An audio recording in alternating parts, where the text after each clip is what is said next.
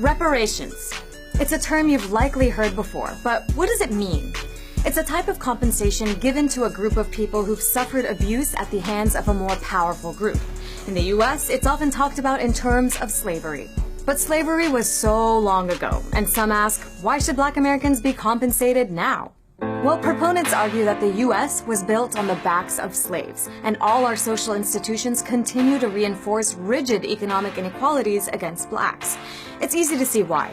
From slavery, white families got rich, bought land, and cemented legacies, while Black families were torn apart and kept in extreme poverty. From the dawn of America, the starting line for Blacks was far behind the white majority. The Emancipation Proclamation did little to end the racial stigma of being Black in America, and even less to ensure that ex-slaves could access the immense wealth that white America had accumulated off their labor. While all Americans of all backgrounds are deemed equal under the law, equality also means equal access to economic opportunity, healthcare, property, education, and justice. Black people have been systematically denied these things for the past 150 years, and not just by Jim Crow laws in the South. Every major American social institution has roots in slavery. The U.S. school system is still unequal and unofficially segregated.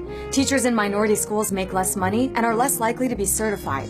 Black students are often at a disadvantage from day one, and fewer Black boys graduate from high school. 60% of people behind bars in the U.S. are people of color, and Black men are close to 6 times more likely than white men to go to prison.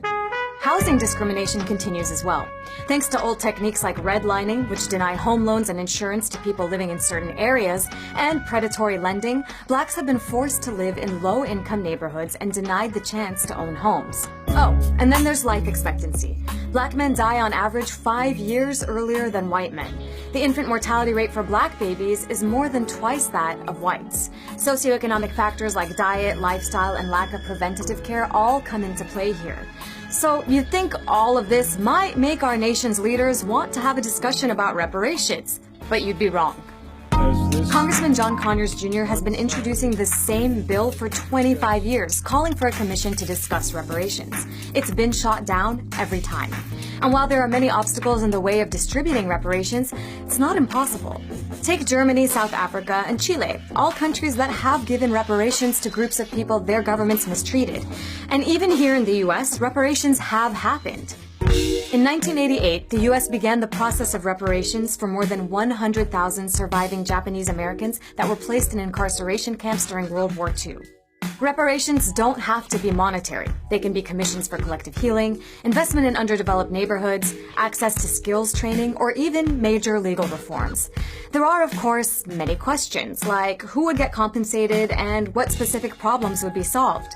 Reparations don't right the wrongs of the past, nor are they a means by which the conditions of people who've been grossly abused are somehow magically fixed. But in a country where the government has yet to formally apologize for slavery, something that began 400 years ago, isn't it time to start talking about what can be done to heal those wounds?